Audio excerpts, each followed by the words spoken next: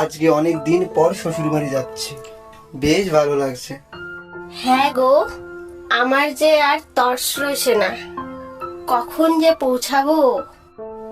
শিবু ও পায়েল হাঁটতে হাঁটতে একটা মোড়ে এসে দাঁড়ালো। দাঁড়াও, এই রাস্তা দিয়ে যাওয়া যাবে না। মা বলেছে এই রাস্তার ধারের ওই শিমুল গাছে নাকি এক শাকচুন্নি থাকে, যাকে দেখে তারই ঘাড় মটকে দেয়। আহা বউ, কি যে বলো তুমি। এখনকার দিনে ওই সাতচন্নি পেতনি বলতে কিছু হয় না, বুঝলে? তুমি আমার কথাটা বিশ্বাস করছো না কেন? চলো আমরা অন্য রাস্তা দিয়ে বাড়ি যাই। না না, এমনিতেই হাঁটতে হাঁটতে পা ব্যথা হয়ে গেছে, আর এই শর্টকাট রাস্তা ছেড়ে এত দূর দিয়ে কেন যেতে যাব? চলো এদিকেই যাব।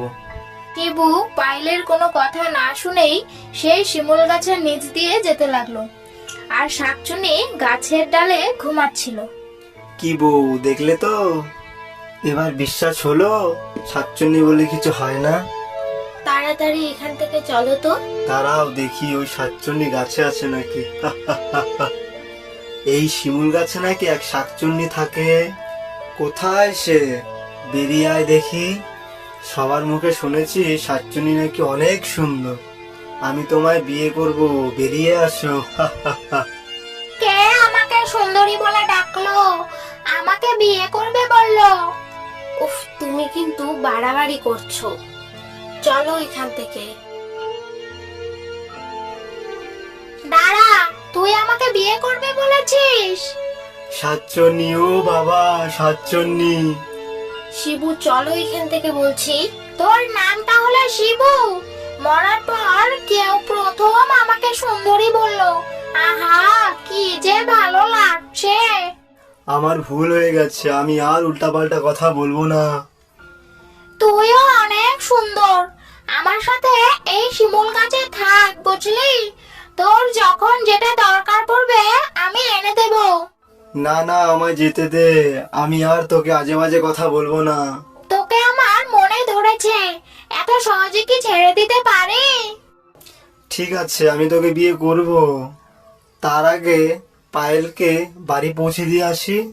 ঠিক আছে, এই মেয়েকে এমনিতেই তোর সাথে মানায় না, আমাকে খুব সুন্দর মানাবে। তারপর শিবু ও পায়েল সেখান থেকে চলে গেল।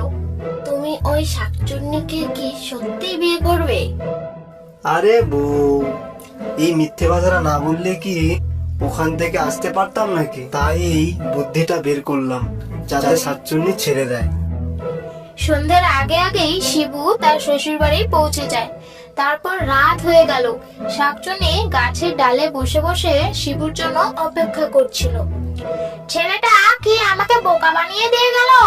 আজকের রাতটা যাক, কাল যদি না আসে তবে আমাকে কোনো ব্যবস্থা করতে হবে। উফ, ছেলেটা কি হ্যান্ডসাম।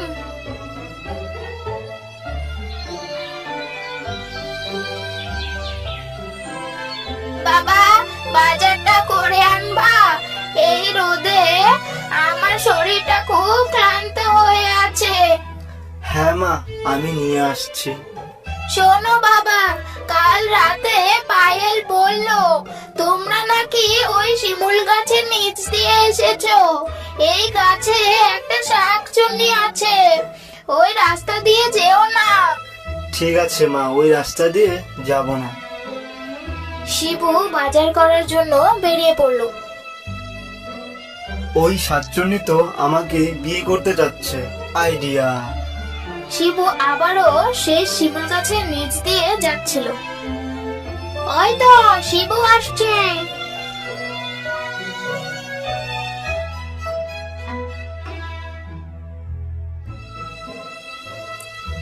তোমার না কালকেই আসার কথা ছিল, আসলে না কেন? আর বলো না, শাশুড়ি মা বাজার করে আনতে বলল, আর এত গরমে আমার কিছুই ভালো লাগছে না।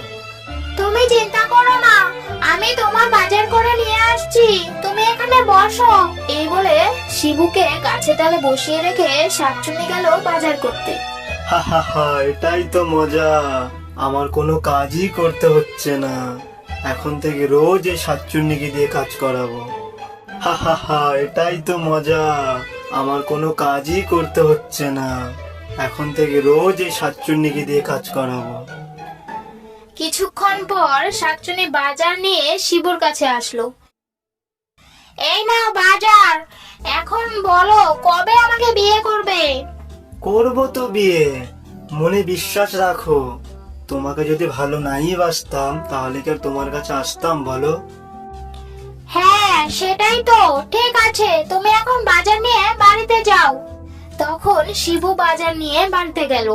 তার পরের দিন সকালে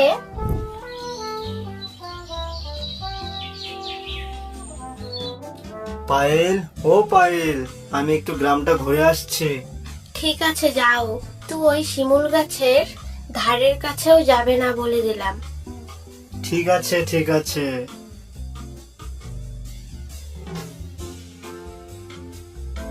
ও শাকচুন্নি, এখনো কি ঘুমিয়ে আছো নাকি? না গো, তোমার জন্য অপেক্ষা করছিলাম, চলো তোমার গাছের ডালে নিয়ে বসাই। শাকচুন্নি শিবুকে গাছের ডালে নিয়ে বসিয়ে দিল। ও শাকচুন্নি, আমার খুব বিরিয়ানি খেতে মন চাচ্ছে। আচ্ছা তুমি বসো, আমি তোমার জন্য বিরিয়ানি নিয়ে আসছি।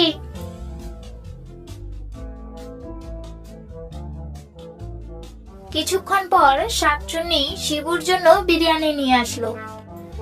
সেই বিরিয়ানি খাওয়ার পর শিবু বলল, ও শাকচুন্নি, আমার খুব গরম লাগছে গো, একটা কি আইসক্রিম খাওয়াবে? তুমি আগে বলো কখন আমাকে বিয়ে করবে?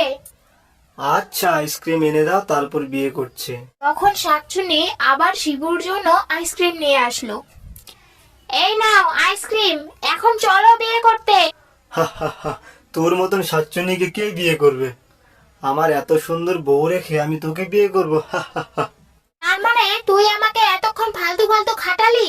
হ্যাঁ, শর্ত আমাকে যেতে দে, বোকা শাকচুন্নি। হা হা হা হা। তুই রূপের অহংকার দেখালি তো, তোর এই রূপ নষ্ট হয়ে যাবে, এই আমি বলে দিলাম। হ্যাঁ হ্যাঁ, দেখা যাবে, শর্ত। শিবু তখন বাড়ি চলে যায়। বাড়ি যাওয়ার কিছুক্ষণ পরেই শিবুর মাথার চুল সাদা হয়ে গেল, শরীরের চামড়ায় ভাঁজ পড়তে লাগলো। একি, এটা তোমার কি হলো? হে ভগবান, এটা কি হলো আমার সাথে?